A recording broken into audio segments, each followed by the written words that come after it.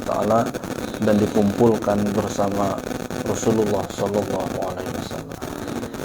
Bi syafaati Rasulullah sallallahu alaihi wasallam wa bi karamati Sultan Awliya Syekh Abdul Qadir Al-Jilani Qudus. Bi karamati Syekh Abdullah Barak bin Muhammad wa bi karamati Syekh Nasrullah Fatajul Arifin Qudus. Al-Fatihah. Bismillahirrahmanirrahim.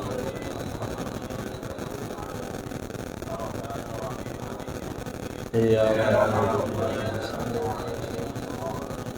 Shiratal ladzina.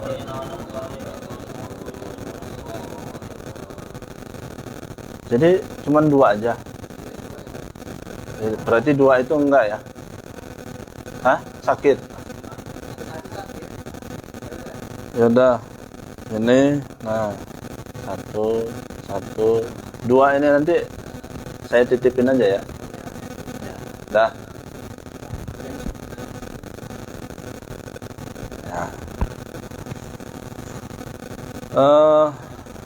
Buka HP masing-masing. Ini belajarnya lewat HP kita sekarang. Di grup ARC itu saya kirim mana tadi ya? Itu ringkasan dari kitab Maraqil Ubudiyah. Sudah dibuka belum?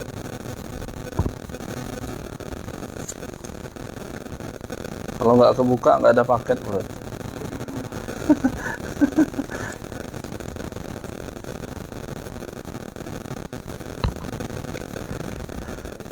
Tethering dulu berarti. Ada ya? Udah ya? Kalau bisa nazom ini dibaca setiap manakib ini, ARC ini. Ya pengajian juga mestinya. Sudah belum? Muter-muter. Ya, berarti ada pulsanya, cuma jaringan susah.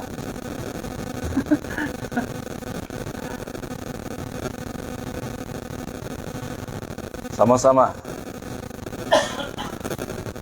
Ya Rabbi bil Mustafa balligh maqasidana waghfir lana ma madha ya wasi'al karami lam yahtalim qad taha mutlaqan abada wa mata asba aslan fi mada zamani ya Rabbi bil Mustafa balligh maqasidana waghfir lana ma madha ya wasi'al karami minhu dawabu falam tahrab wa ma waqa'at zubabatun abadan fi jismihil hasani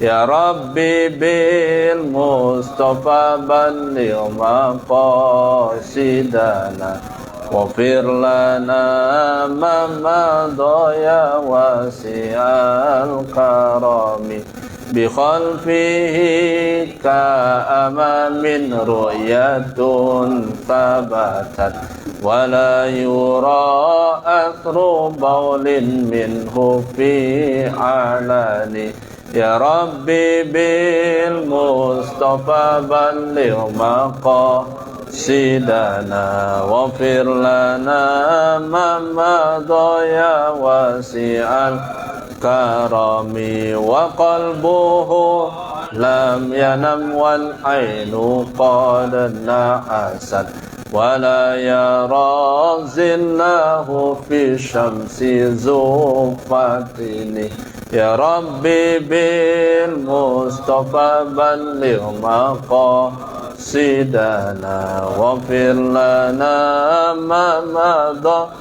ya wasi'al karami kadfahu qad alata qauman idza jalasu indal wiladati sif yada bimuhtatani Ya Rabbi bil Mustafa balligh maqasidana Ghafir lana ma madha ya wasi'al karami hadil khasa'is fafazhatakun aminan min syarri narin wasuk wa min mihani ya Rabbi bin Mustafa balligh maqasidana Ghafir lana ma madha ya wasi'al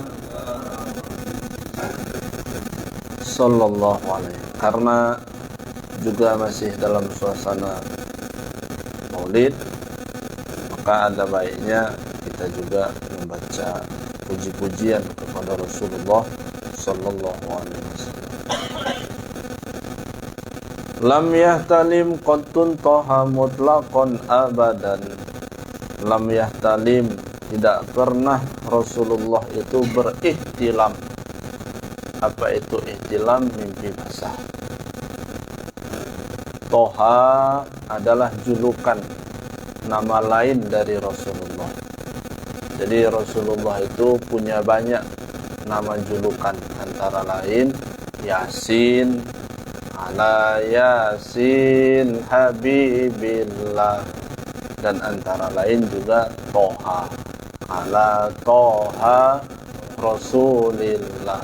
Jadi kalau mendengar Toha, mendengar Yasin, itu termasuk nama laqab selain nama beliau Muhammad Rasulullah sallallahu alaihi wasallam. Mutlaqan abadan, selamanya,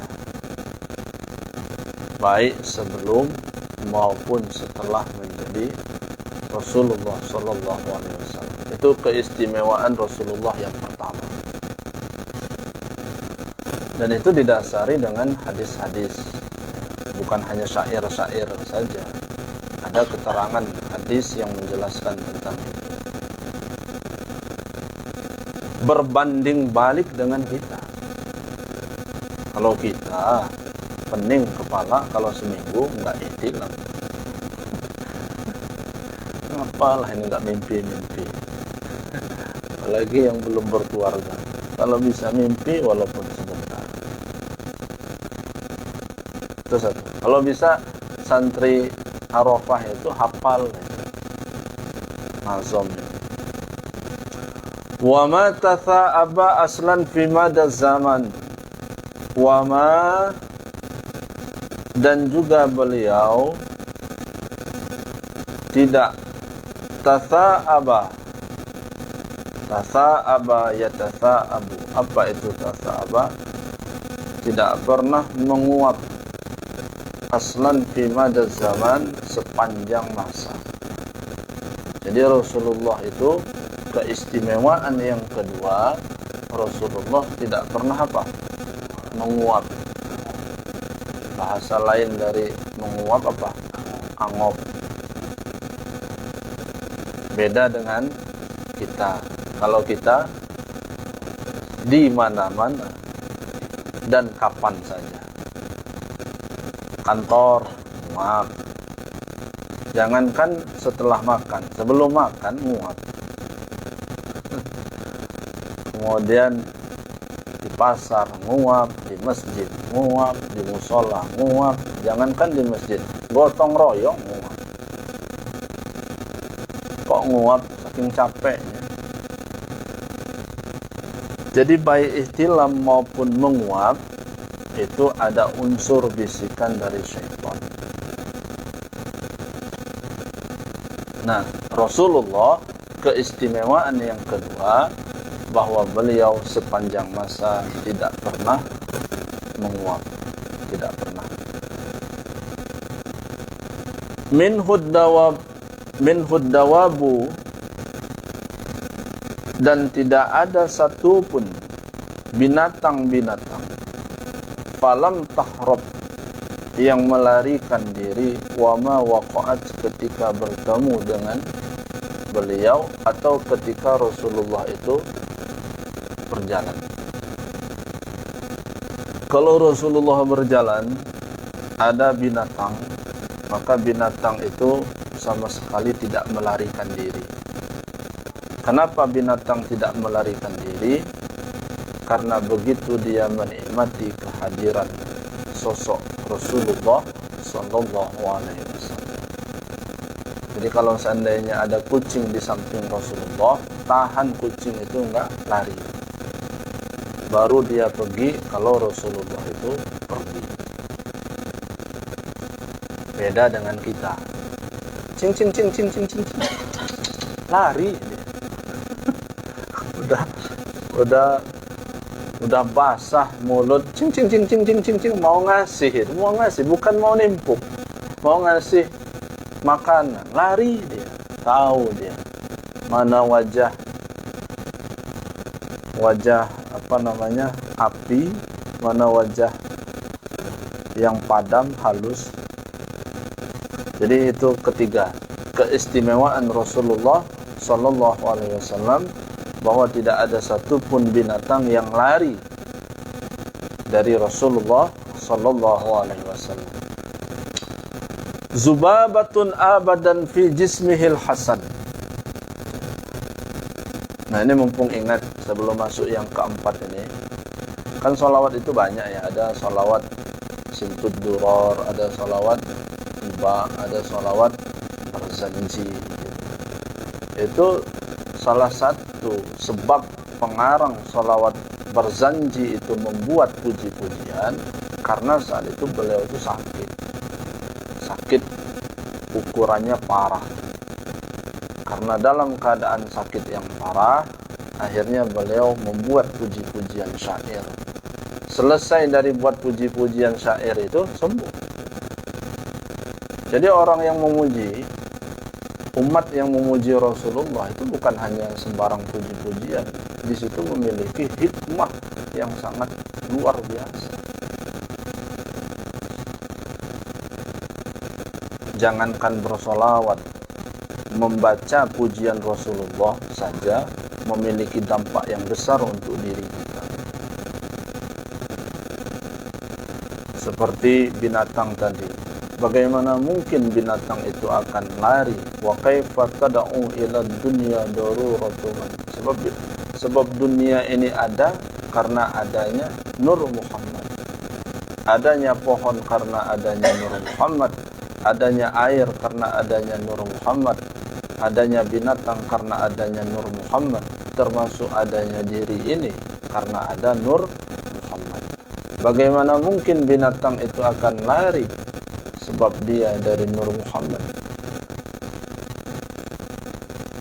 Zubabatun abadan fi jismihil hasan. Zubabatun abadan fi jismihil hasan. Dan tidak pernah lalat zubabah itu selamanya menempel atau hinggap di tubuh yang mulia, di tubuh Rasulullah sallallahu alaihi wasallam. Lalat itu keistimewaan Rasul yang keempat. Tapi walaupun syair ini menulisnya 10, jangan pula menganggap bahwa keistimewaan Rasulullah hanya 10. Banyak, sangat banyak. Di antaranya di syair ini dikatakan ada 10. Tapi bukan hanya 10, sangat banyak. Nah, lalat ya. Lalat itu binatang yang kotor. Karena dia hinggap di tempat yang kotor dan makanannya makan yang kotor. Ada pandangan manusia barangkali begitulah. Ada juga pandangan lalat. Jadi ada pandangan manusia, ada pandangan lalat. Kalau pandangan manusia, si A bisa dibedakan. Ini orang kaya, ini orang miskin. Itu pandangan manusia. Sehingga apa? Memperlakukannya bisa saja beda. Ketemu sama orang kaya, memperlakukannya beda. Ketemu dengan miskin, memperlakukannya beda. Jangankan memperlakukan. Pergi ke undangan aja. diundang sama kaya, diundang sama miskin, itu pasti lebih condong kemana kira-kira? Bisa saja ke kaya. Dan anehnya gitu ya, isi amplopnya juga lebih banyak diisi yang banyak untuk yang kaya ketimbang yang miskin. Jadi kalau manusia bisa membedakan. Tapi kalau lalat gitu, kalau lalat mau kaya mau miskin sama aja bagi dia. Enggak karena dia kaya lalat itu jauh gitu. Jangan ke sana karena kata lalat. Kenapa? Itu wangi-wangi semua gitu. Enggak. Orang kaya kan enggak. Mau kaya mau miskin dalam pandangan lalat ya sama aja gitu. Mau pejabat mau bukan dalam pandangan lalat itu ya sama aja. Mau pintar mau bodoh ya sama aja. Nah, tidak berlaku bagi Rasulullah Sallallahu Alaihi Wasallam kalau lalat itu tidak pernah hinggap di tubuh Nabi Muhammad Sallallahu Alaihi Wasallam, tidak pernah hinggap. Bi khalfihi ka'ama min ru'yatun thabatat. Bi khalfihi, kalau diterjemahkan bahasa itu posisi belakangnya Rasulullah itu ka'amamin, sama halnya seperti di depan, ru'yatun thabatat, itu pandangan belakang sama persis seperti Rasulullah memandang ke depan. Jadi ketika Rasulullah itu memandang ke depan itu jelas, pandangan ke depan jelas, begitu pula Rasulullah melihat ke belakang, walaupun mata beliau ke depan, tapi beliau begitu jelas memandang ke belakang. Jadi penglihatan ke belakang sama halnya seperti melihat ke depan, meskipun mata itu mengarah ke depan. Kalau kita, pandangan kita ya terbatas. Pandangan kita hanya ke depan saja. Ada apa di balik tembok ini kita nggak tahu. Ada apa di balik pintu nggak tahu. Baru tahu kalau seandainya kita berdiri muter dulu. Tidak berlaku bagi Rasulullah Sallallahu Alaihi Wasallam. Kalau Rasulullah meskipun mata ke depan, beliau bisa melihat ke belakang layaknya seperti melihat ke depan. Nah, ini sebetulnya menjawab ya. Syair ini syair dalam kitab Maraqil Ubudiyah, salah satu karya karangan dari Syekh Muhammad Nawawi bin Umar bin Arab Al-Jawi Al-Bantani. Jadi kalau mukjizat Nabi Ibrahim apa? Mukjizatnya tidak mempan dibakar api. Mukjizat Nabi Musa bisa membelah lautan. Mukjizatnya Nabi Sulaiman bisa bicara dengan seluruh makhluk. Jangankan makhluk, binatang, angin bisa diperintahkan. Mukjizatnya Nabi Isa bisa menghidupkan orang. Jadi seluruh nabi, seluruh rasul itu punya mukjizat. Nah, ketika ditanya apa mukjizat Nabi Muhammad, maka jawabnya adalah Al-Quran. Seolah-olah gitu ya, bisa saja ada satu pandangan atau satu kesan yang lain hebat gitu. Ini cuman Al-Quran. Seolah ada satu pandangan begitu bagi yang memandang gitu. Nah, kalau ada yang memandang begitu, maka malam ini saya jelaskan kenapa mukjizat Rasulullah itu Al-Quran. Karena Al-Quran menghimpun seluruh kisah-kisah para nabi, salah satunya karena Al-Quran menghimpun seluruh kisah-kisah para nabi dan kisah-kisah para rasul. Nabi Adam diceritakan dalam Al-Quran, Nabi Nuh diceritakan dalam Al-Quran, Nabi Idris diceritakan dalam Al-Quran, Nabi Sulaiman diceritakan dalam Al-Quran, Nabi Ibrahim diceritakan dalam Al-Quran, Nabi Musa dan terus sampai kepada Nabi Isa diceritakan dalam Al-Quran.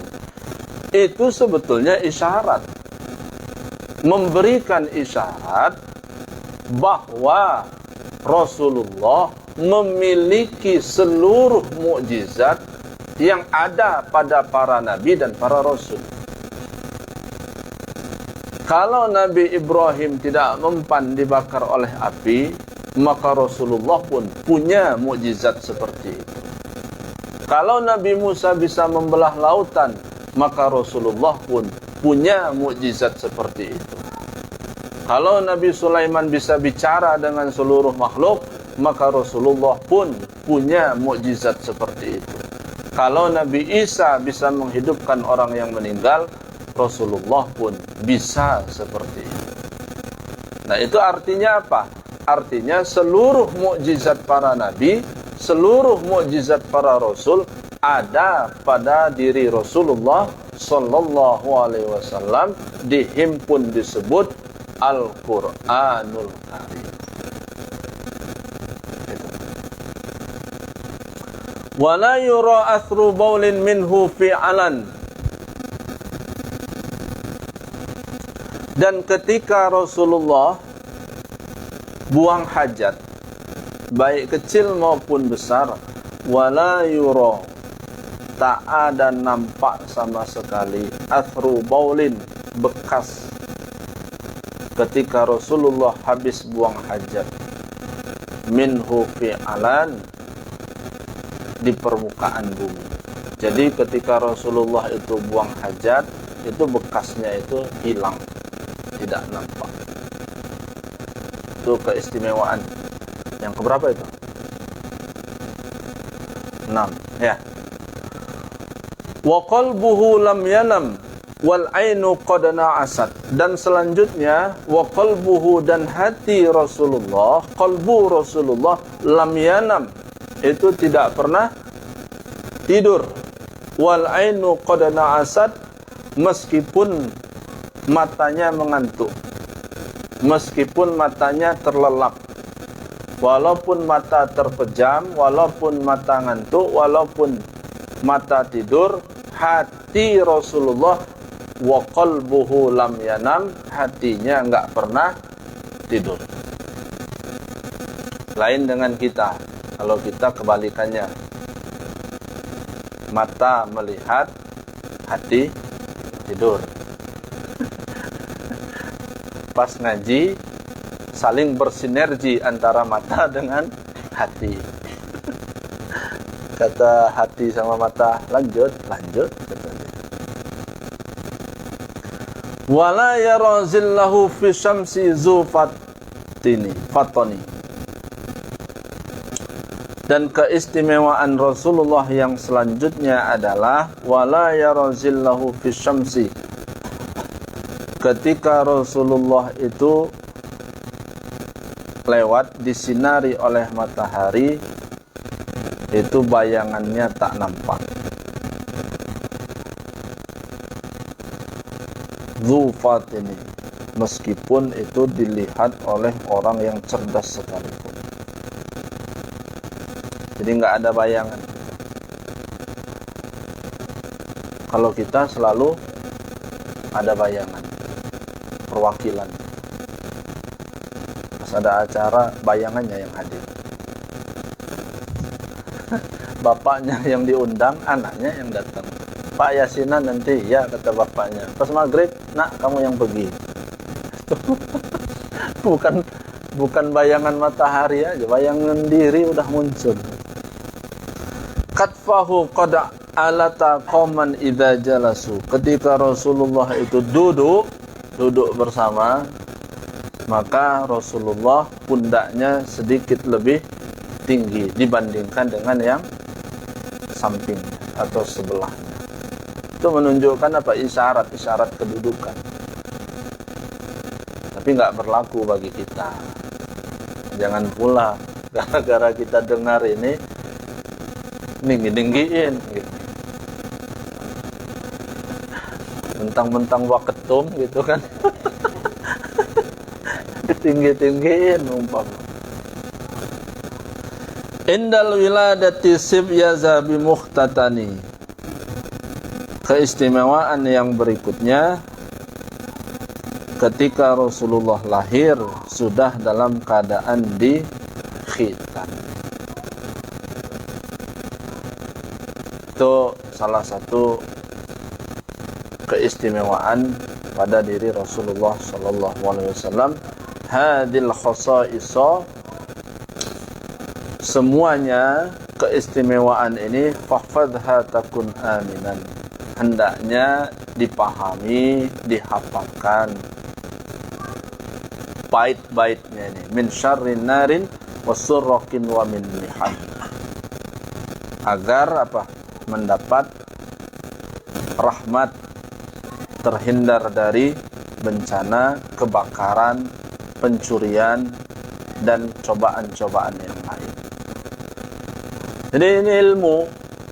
Besok sakit gitu ya, baca ya Rabbi bil Mustafa. Telepon, lagi ngapa Pak Bambang? Enggak, lagi sholawat. Nah, berarti dia lagi sakit. Nah, bertepatan dengan itu juga sedikit saya akan bicara masalah surah Al-Masad. Ini ada satu nama surah disebut dengan Al-Masad yang turun di mana? Makkiyah. Jadi surat itu turunnya dibagi dua. Ada turunnya di Makkah, ada turunnya di Madinah. Meskipun bisa saja turun di Madinah, tapi dalam substansi Makkah. Bismillahirrahmanirrahim. Ini masih ada kelanjutan dari yang kemarin, yang pembahasan yang kemarin. Jadi yang tidak mendapatkan petunjuk ketika meskipun sudah dalam keadaan sakratul maut, ajal tiba, itu adalah paman Rasulullah sallallahu alaihi wasallam. Bukan kakek beliau. Kalau kakek beliau wafat dalam keadaan beriman kepada Allah Subhanahu wa ta'ala. Nah, pamannya yang dicintai oleh Rasulullah tapi meninggal tidak dalam keadaan beriman, siapa nama pamannya itu? Adalah Abu Thalib. Itu suka ketuker itu. Ada Abu Thalib, ada Abdul Muthalib. Kalau Abu Thalib itu paman, Abdul Muthalib kakek. Nah, itu diingat-ingat. Nanti pas makan nanti udah lupa lagi kita nanti. Lamma da'an Nabi sallallahu alaihi wasallam qaumuhu, ketika Rasulullah itu menyeru, mengajak kepada kaumnya, waqala, dan bersabda Rasulullah, berkata Rasulullah sallallahu alaihi wasallam, inni naziru lakum baina yadaya adzabun syadid. Jadi ketika Rasulullah itu menyeru gitu ya, menyampaikan dakwahnya, itu yang sangat menentang keras itu adalah pamannya, adalah Abu Lahab. Nah, udah lupa lagi ini. Abu Lahab. Jadi ada tiga ya yang suka ketuker-ketuker itu. Abu Lahab, Abu Thalib, Abdul Muthalib.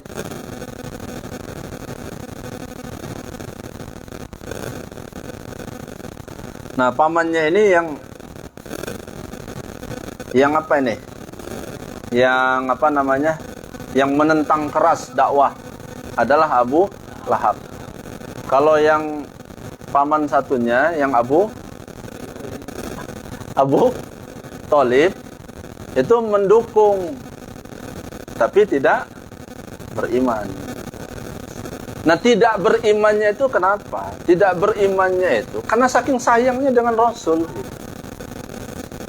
Nah, andaikan seandainya Abu Thalib itu masuk, maka akan menjadi cemoohan, dan bukan hanya cemoohan saja.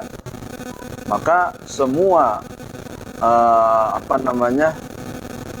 kawan-kawannya Abu Thalib yang berpegang kepada akidah nenek moyangnya dulu itu akan menyerang Abu Thalib dan Nabi Muhammad sallallahu alaihi wasallam. Jadi saking sayangnya Abu Thalib itu kepada Nabi Muhammad, rela itulah. Biarlah pamanmu begini, kata Abu Thalib. Yang penting kau selamat. Nah, ini kita cerita dulu kemana? Abu Lahab. Gimana ini ya? Apa kita Bani Hasyim aja ya nih? Nah, faqala Abu Lahab. Jadi Abu Lahab ini termasuk paman Rasulullah. Jadi paman Rasulullah itu banyak gitulah. Termasuk Sayyidina Hamzah juga itu paman Rasulullah. Nah, kemarin itu sebagaimana penjelasan, meskipun ya Abu Lahab paman Rasulullah ini menentang keras, meskipun Abu Lahab paman Rasulullah ini menentang keras dakwahnya, tapi setiap hari Senin itu siksaannya di hari kiamat diringankan. Nah, kan ceritanya Abu Lahab ini sudah dipastikan dia ini ahli neraka, masuk neraka jahanam.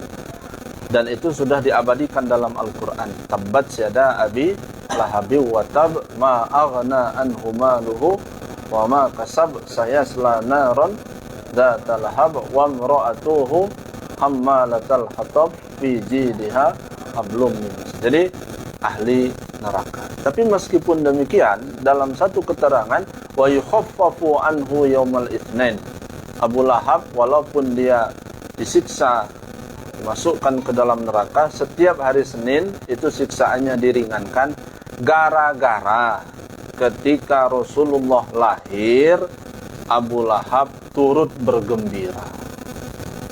Gara-gara Abu Lahab tuh senang Rasulullah itu lahir, bergembira.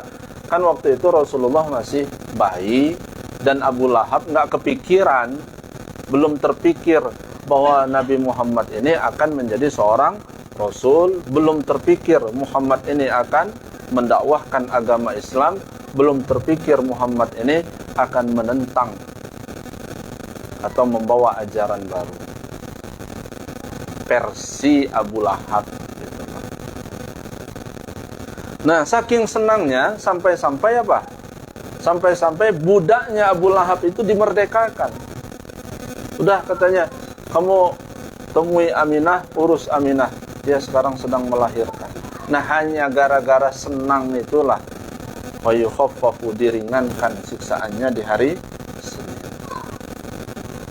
Apalagi yang hadir malam ini bukan lagi senang, bentuk panitia peringatan hari besar Islam, memperingati Maulid Nabi Muhammad sallallahu. Mudah-mudahan ini semuanya diringankan. Berarti masuk dulu kalau gitu, kalau diringankan. Terserahlah kata jamaah.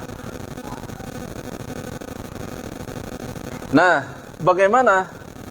Faqala Abu Lahab, maka berkata Abu Lahab itu kepada Rasulullah, tabbalaka. Tabbalaka, kata Abu Lahab, celaka kamu ya Muhammad.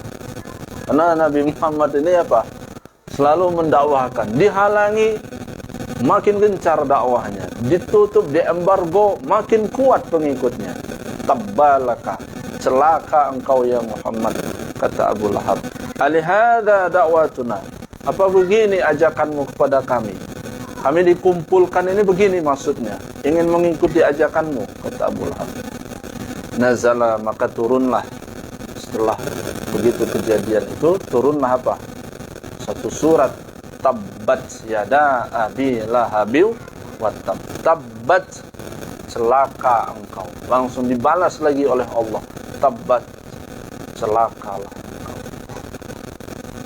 Jadi kalau mengingat perjuangan Rasulullah, Masya Allah, Bapak Ibu. Jadi kalau perjuangan kita ini belum per-pernya, dan dakwah kita ini belum per-pernya. Tabbat, khosarta, rugi dan merugilah Abu Lahab, yadda Abi Lahab, celaka kedua tangan Abu Lahab. Yadda, tabbat yada, bukan yadda, yada kepada isim tasniyah. Yada, celaka kedua tangan Abu Lahab. Ay jumlatuhu wa ibru anha bil yadain majazan. Lagi-lagi penjelasan kedua tangan itu merupakan bentuk majaz, lianna aktsarul af'al tazawalu bihima, karena seluruh perbuatan ini didominasi sebetulnya oleh kedua tangan. Apalagi kita melihat pekerjaan akhir zaman ini, Bapak Ibu, yang banyak beraktivitas di akhir zaman ini apa? Tangan ini lah. Ketimbang dari kaki, ketimbang dari kepala, ketimbang dari telinga, otak, yang banyak bekerja ini apa? Tangan. Apa WA itu diketik sama kaki? Enggak. Apa Facebook itu diupload sama kaki? Enggak. Maka itulah jawaban kenapa dalam surah Yasin itu ada ayat al-yauma nakhtimu ala afwahihim wa tukallimuna aydihim, yang bicara itu nanti tangan gitu. Ini menjawab sekaligus bahwa Al-Qur'an itu, substansi Al-Qur'an itu ya, kehadiran Al-Qur'an itu menjawab seluruh permasalahan, dan dia akan selalu eksis sepanjang masa, sepanjang zaman. Ini untuk mengkanter atau untuk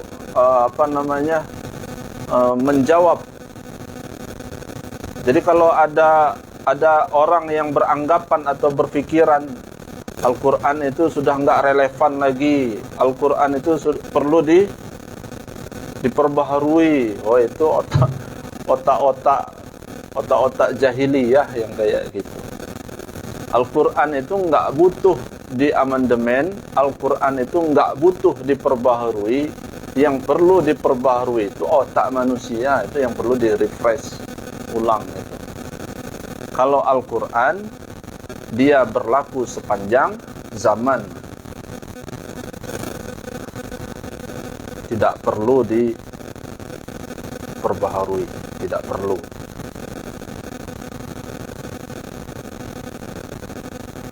Wa hadhil jumlatu du'a wa tabb khasaru huwa wa hadhihi khabaru ka qawlihim. Dan ini juga merupakan suatu ungkapan sebagaimana yang mereka katakan, ahlakuhullah wa qad halak. Walamma khawfuhun nabiyyu bil azab, ketika Rasulullah memberi peringatan, ketika Nabi memberikan peringatan bil azab, bahwa akan datang azab yang sangat pedih, faqala, sisi lain Abu Lahab dia malah menjawab, in kana ma yaqulu bunu akhi haqqan, apabila yang diucapkan atau dakwah anak dari saudaraku yaitu Muhammad sallallahu alaihi wasallam haqqan itu benar, fa inni aftadi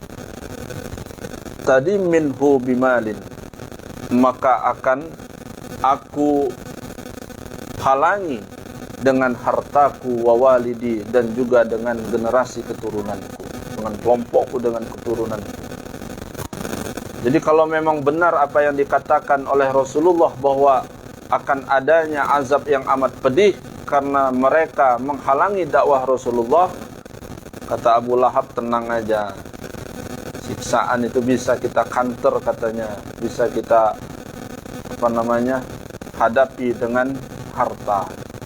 Sangkanya begitu, dengan anak keturunannya langsung dibalas oleh Allah Subhanahu wa taala, ma aghna anhu maluhu wa ma kasab, ma aghna anhu maluhu, tidaklah akan memberikan faidah dari harta-harta yang dimiliki oleh Abu Lahab, ma kasab, dan termasuk pula dari usaha yang mereka upayakan, ay wa kasbuhu ay walidihi.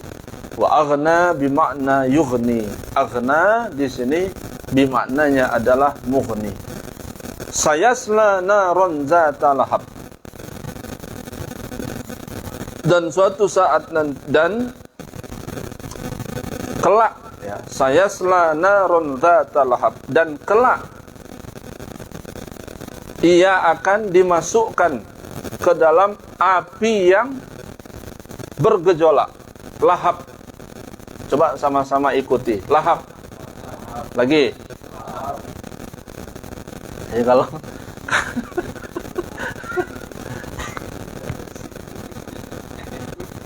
ya udah beda versi lagi lahab ini di sini. Dikit lagi. Aital habu wa tauqidu. Jadi lahab ini api yang bergejolak. Wahya malun taqnituhu litalhabin wajhihi isyraqan wa hammaratun. Jadi lahab ini itu menjadi nama lain dari Abu Lahab. Jadi artinya begini, kata lahab itu dinisbahkan kepada Abu Lahab. Jadi lahab itu artinya adalah api yang bergejolak. Karena memang mukanya itu apa? Isyraqan wa hamratan. Mukanya itu selalu hamrah. Selalu bahasa kita itu? Sangar gitu, garang, kemerah-merahan. Bukan karena pakai peci merah, bukan. Jadi pokoknya bawaannya marah aja gitu. Sangar lah, merah-merahan. Nah, karena kemerah-merahan itulah maka dia digelar jadi lahab. Maka hati-hati kalau makan suka yang lahab. Itu garang juga. Wa mura'atuhu, dan begitu pun juga istrinya. Atfun ala dhamir sawaghul fasli bil maf'ul wa sifatihi wa hiya Ummu Jamil. Jadi istri beliau ini namanya Ummu Jamil. Hammalata bi raf'i wan nasbi al-khatab. Hammalatal khatab.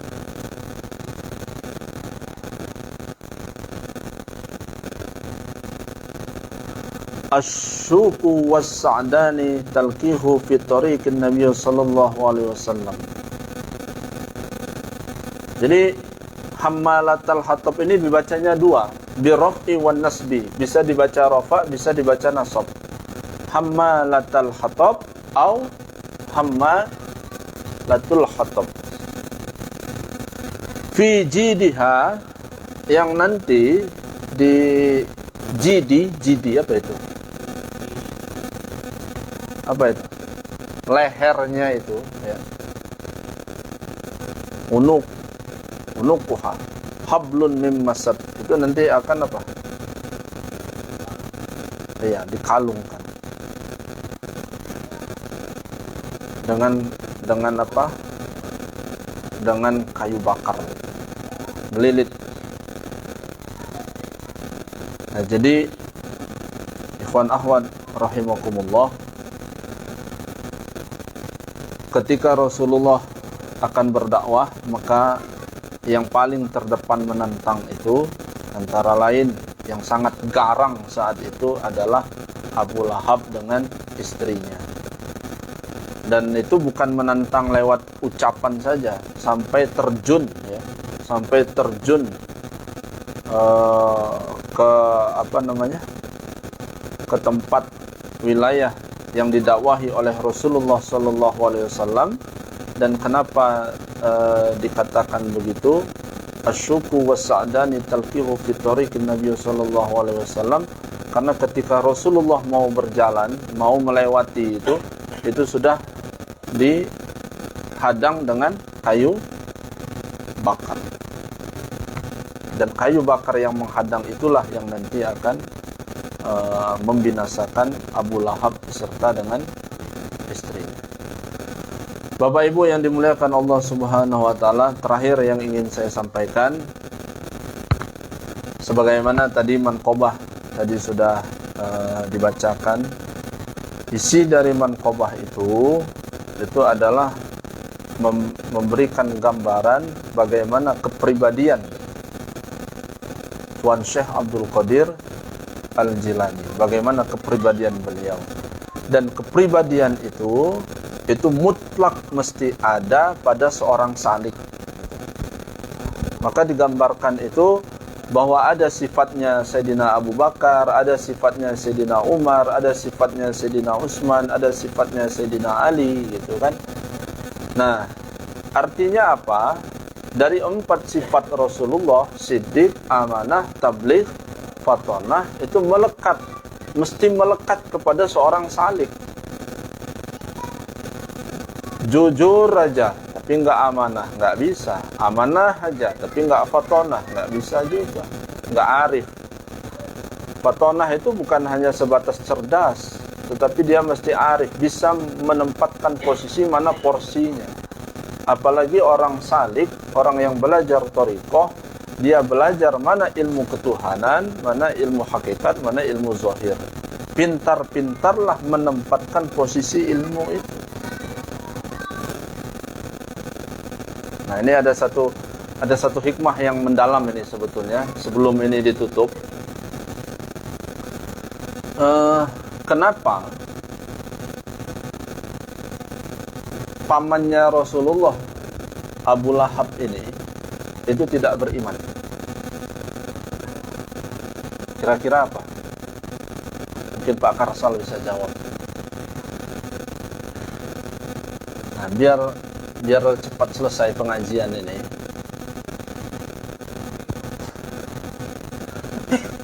Sebabnya begini. Kan paman itu kan berada di lingkaran keluarga Rasul. Ya, paman itu kan berada di lingkaran keluarga.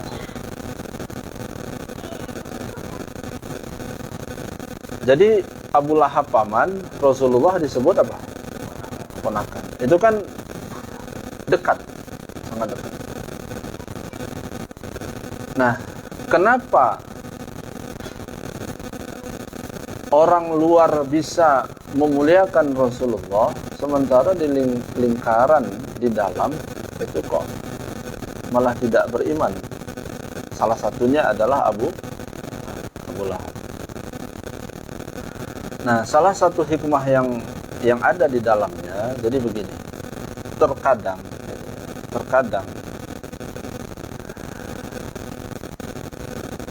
ketika berada dalam satu lingkaran, ya, ketika berada dalam satu lingkaran, terkadang dekatnya jarak itu menutup, terkadang dekatnya jarak itu bisa menutup kemuliaan yang ada pada orang di depan kita. Paham nggak kira-kira? Maksudnya begini. Kenapa orang yang seperti talqin saja ya, talqin zikir lah, seperti talqin zikir. Itu kenapa kok banyak dari luar ketimbang di sekitarnya? Atau kita pengajian. Kalau kita pengajian itu kenapa kok mudah ngajak kawan ketimbang ngajak keluarga? Nah, itu kenapa itu bisa begitu? Terkadang ketika jarak itu berdekatan, tidak mampu membuka atau tertutup tabir kemuliaan yang ada di depan. Nah, jadi ketika pasangan suami dengan istri atau istri dengan suami itu kadang-kadang susah untuk memuliakan karena sudah ditutupi dulu rasa kemampuan atau melihat atau merendahkan karena sudah lama bertemu, tahu gitu. Contoh beginilah, pasangan suami dengan istri atau istri dengan suami. Kenapa kurangnya menghormati suami dengan istri atau istri dengan suami? Karena sebelum kemuliaan pasangan itu muncul, itu sudah tertutupi lebih dulu karena dia menganggap sudah saking dekatnya gitu. Jadi yang nampak itu adalah apa? Kerendahan, kehinaan. Mudah-mudahan bingung ini. Ya. Bingung. Dan mudah-mudahan nggak nyambung gitu. Coba ketika datang ibu-ibu atau ibu RW lah. Saya takut kalau nyontohin ibu RT gitu. Masih ada RT-nya ya. Ibu RW aja lah. Nih, umpama begini. Umpama ibu RW datang. Kira-kira gimana sikap kita? Itu baik. Memuliakan. Silakan masuk. Minum. Oh, itu luar biasa, itu memuliakan. Tapi kenapa dengan bibi sendiri enggak gitu? Kenapa dengan istri sendiri enggak? Kenapa dengan keponakan sendiri enggak? Karena sudah tertutupi lebih dulu gitu ya. Karena ada rasa bahwa dia sudah lebih dulu mengenal. Padahal lebih banyak yang tidak dia kenal gitu. Itu salah satu kunci kenapa, bukan kunci ya, salah satu sebab kenapa Abu Lahab itu tidak beriman. Karena dia sudah merendahkan lebih dulu gitu loh. Kemunakan. Gak tahu gimana saya ngomongnya. Pokoknya gitu aja lah gitu.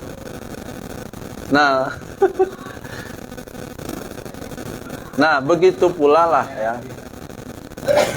Begitu pula lah dengan kajian ilmu hakikat. Nah, ini inti. Begitu pula lah dengan ilmu kajian hakikat ya. Begitu kajian ilmu hakikat itu tinggi, telah kita pahami ya, hati-hati kita menyampaikan. Ketika itu kita dengan mudah kita memposting kajian hakikat itu secara jarak itu bisa menutupi. Pokoknya gitulah, paham nggak paham gitu pokoknya. Tapi ini perlu dikunyah-kunyah lagi. Kata Pak Bambang dilahap. Terima kasih. Mudah-mudahan ini agak kesal menunggunya. Terima kasih. Assalamualaikum warahmatullahi wabarakatuh.